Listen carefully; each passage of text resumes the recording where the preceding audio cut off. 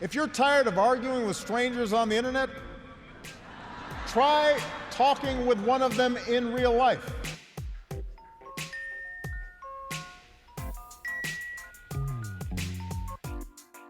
Welcome to Back in America, the podcast.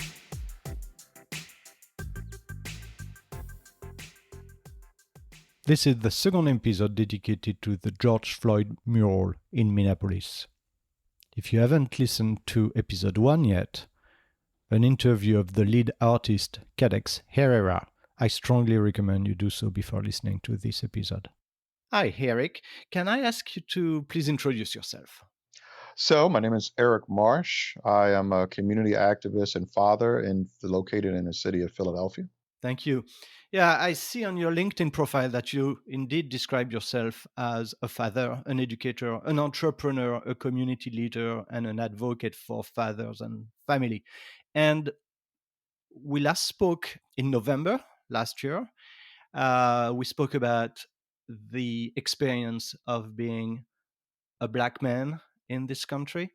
And the reason why I'm reaching out to you today is to share your experience as a Black person and a community leader in regard to a controversy that has surrounded the George Floyd mural in Minneapolis. I read that Keno Evol, the executive director of Black Table Art, an organization promoting Black artists, has voiced his concern about the lack of Black artists in this mural production.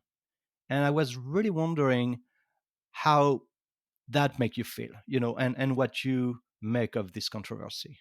So, first, let me start off by saying, one, thank you for having me back on as a guest. I really appreciated our conversations previously and your sensitivity to this subject. Two, I also want to say, not being a resident of Minneapolis, there are some dynamics that I can't speak to, and I certainly don't want to appear to speak on behalf of the arts community or the Black community in Minneapolis specifically. But having said that, I am concerned about the disconnect between the artists involved, both the Black artists and the artist who led the mural creation. I do feel like that there is an ongoing issue in this country with this idea of Black Lives Matter, Black liberation, anti police brutality movements that target and predominantly harm African Americans, but African Americans aren't necessarily always at the forefront of the issue. I think there is an important dialogue to be had around that, which is why we're discussing this. But yeah, I feel like there's almost a blindness when it comes to these issues, that some activists, many well-meaning activists and allies approach the issue of race and racism in a way that may appear to be, or they may profess to be, colorblind. But that just negates the actual subject matter and importance of the Black experience in America. So I feel like that there is definitely a disconnect when it comes to white allies and Black Americans when it comes to this the conversation around race and racism.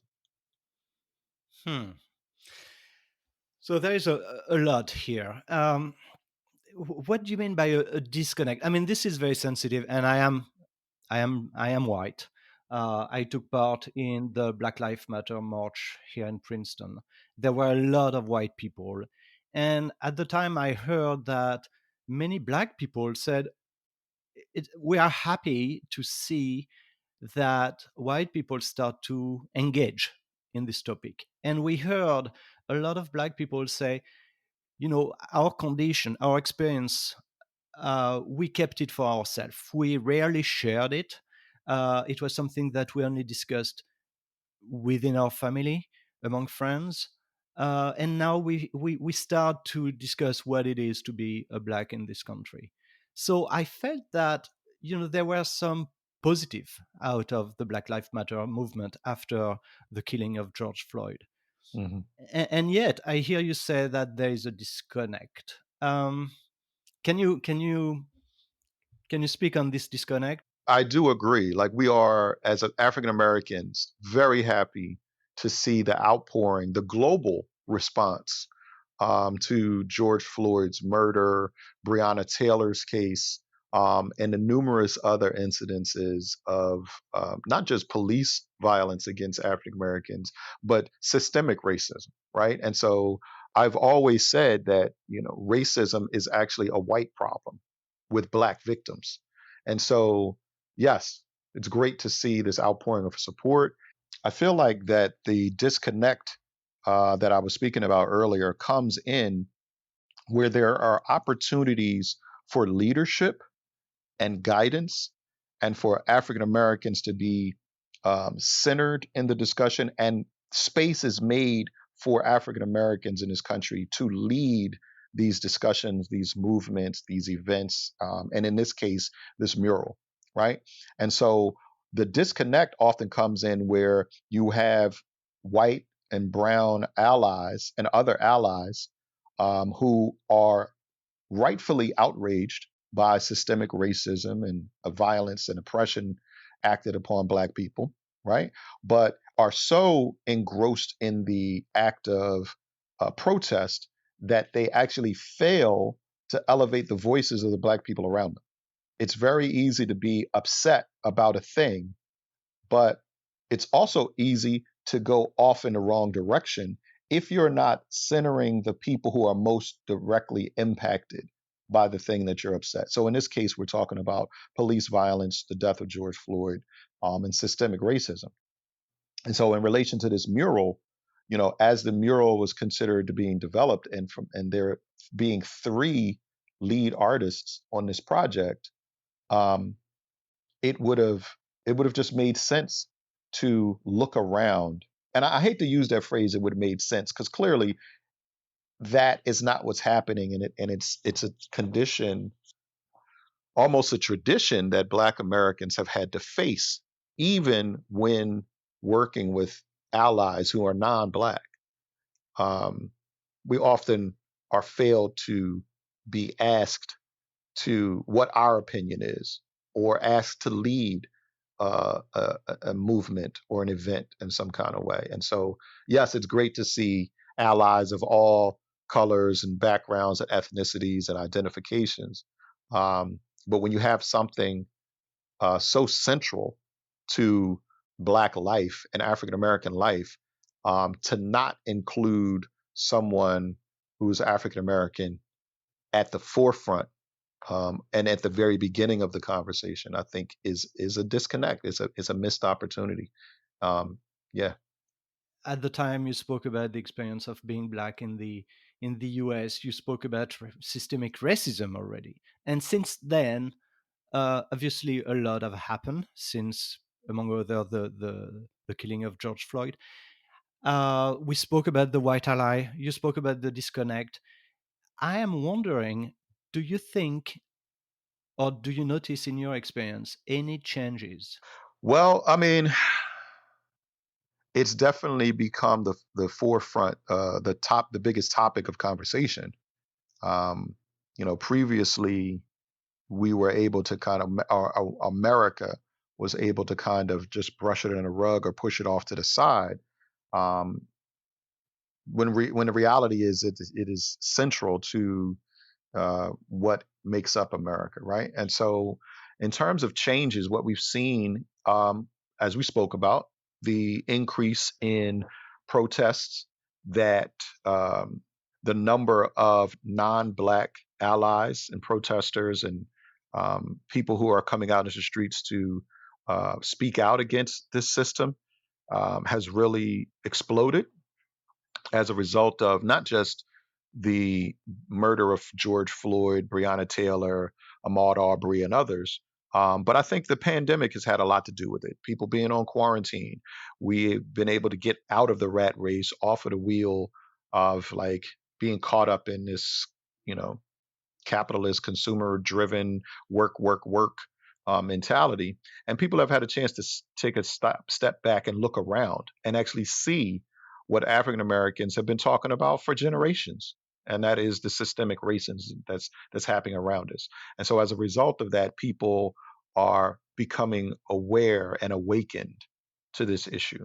I think that's the biggest change that we've seen. However, we also see a lot of pushback in the other direction, which is typical for American society. And I think probably human nature, right? And we see a lot of people who are taking offense to the term Black Lives Matter. We see a lot of people who are taking offense to, other instances of people protesting and crying out. There was a lot of conversation, particularly here in Philadelphia, about so-called looters, right? Were property damage, and people were, offended at that and outraged by that. But the reality is that um, materialistic items and goods and property should always be secondary to human life. And if it takes that kind of action to raise awareness and to raise some sense of outrage, or to at least highlight the level of outrage that people are feeling. Have I seen things changing? Yes. Do I feel like they've all changed for the better? That's harder to discern. Only history will be able to tell. I do feel like the rhetoric in our country, the language itself, is becoming more and more divided and divisive.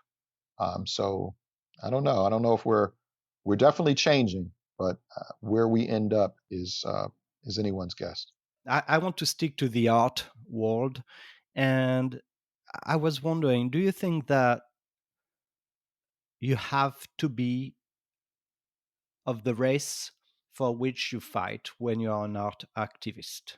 No, no, not at all. I don't feel that it's necessary. I think that's one of the things about art that provides that creative license that we can step outside of ourselves and into another person's life or existence in a way that allows us to create and to be creative.